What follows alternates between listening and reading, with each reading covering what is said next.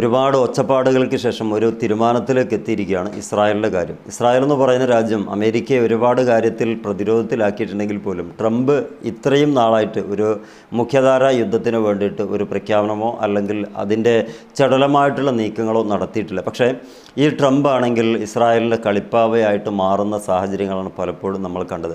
അതിന് വലിയ ഒരു കുരുക്കായിട്ട് എപ്സ്റ്റീൻ ഫയൽ അവരുടെ കയ്യിലുണ്ട് എന്നുള്ളത് ഇവർക്കൊക്കെ അറിയുന്ന കാര്യമാണ്. മൊത്തം ഇപ്പോൾ പറയുന്നത് അമേരിക്ക ഇല്ലെങ്കിൽ പോലും ഡയറക്റ്റായിട്ട് നമ്മൾ രാജ്യം അഥവാ ഇസ്രായേൽ ഇറാനെ തകർക്കാൻ തയ്യാറാവുകയാണ്. ഇനി അമേരിക്ക ഞങ്ങൾ കൂടെ സപ്പോർട്ട് ചെയ്യുകയാണെങ്കിൽ അതവർക്ക് നന്നാകും. മീൻസ് എപ്സ്റ്റീൻ ഫയൽ പുറത്തു വിടാതിരിക്കാൻ നിങ്ങൾ ഞങ്ങളെ കൂടെ നിൽക്കുക എന്ന ഒരു മുന്നറിയിപ്പാണ് നെതന്യാഹു ഇപ്പോൾ കൊടുത്തിട്ടുള്ളത്. കൃത്യമായി അവിടെ നമുക്ക് മനസ്സിലാക്കാം, നെതന്യാഹുവിൻ്റെ കയ്യിലാണ്, ജൂത ലോബികളുടെ കയ്യിലാണ് ഈ അമേരിക്കൻ ഭരണകൂടത്തിൻ്റെ തലതൊട്ടപ്പനായിട്ടുള്ള ട്രംപ് എന്ന് പറയുന്നത്.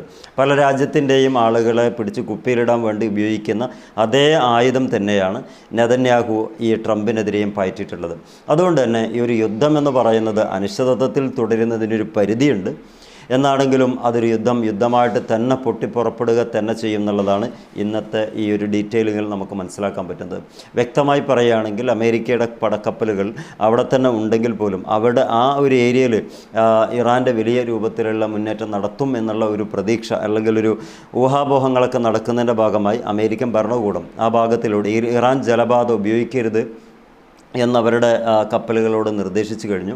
എന്ന് പറഞ്ഞാൽ പിരിമുറുക്കങ്ങളൊക്കെ വളരെ കൂടുതലായി കൊണ്ടിരിക്കുകയാണ്. ഓരോ മണിക്കൂറുകളിലും വ്യക്തമായി പറയാൻ പറ്റുന്നത് യുദ്ധം അനിവാര്യമായ ഘട്ടത്തിലാണെന്നുള്ളതാണ്. അതിന് പ്രധാനപ്പെട്ട ഒരു കാരണം അമേരിക്ക കൂടെ നിൽക്കുന്നില്ലെങ്കിൽ പോലും ഇസ്രായേൽ ഡയറക്റ്റായിട്ട് യുദ്ധം ചെയ്യാൻ സന്നദ്ധത അറിയിച്ചു കഴിഞ്ഞിട്ടുണ്ട്.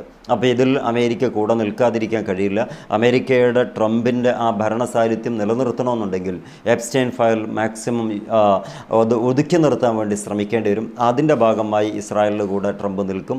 പല രാജ്യങ്ങളുടെ പല നേതാക്കന്മാരും അവർ പറയുന്നത് പോലെ അല്ലെങ്കിൽ ട്രംപ് പറയുന്നത് പോലെ ചെയ്യാൻ വേണ്ടിയിട്ടുള്ള ഒരു ആയുധമായി ട്രംപ് അതിനുപയോഗിക്കുമ്പം ട്രംപിനെ കൊണ്ട് പണിയെടുപ്പിക്കാൻ ജൂത ലോബികൾ ഇതേ ആയുധം തന്നെ ട്രംപിനെതിരെയും ഉപയോഗിക്കുന്നുണ്ട്. ഒരു വല്ലാത്തൊരു ലോകമാണ്. കാരണം ഓരോ ആളുകൾക്ക് കിട്ടിയ ആയുധത്തെ ഓരോ ആളുകളെയും ലോക നേതാക്കന്മാരെയൊക്കെ വരുതിയിലാക്കാൻ ഉപയോഗിക്കുന്ന അതേ ആയുധം തന്നെ ഉപയോഗിച്ചിട്ടാണ് ലോക നേതാവിനെ ജൂത ലോബികൾ വരുതിയിലാക്കുന്നത്. വ്യക്തമായി പറഞ്ഞാൽ ആ അഡ്രസ്സുകളൊക്കെ മാറിത്തുടങ്ങി.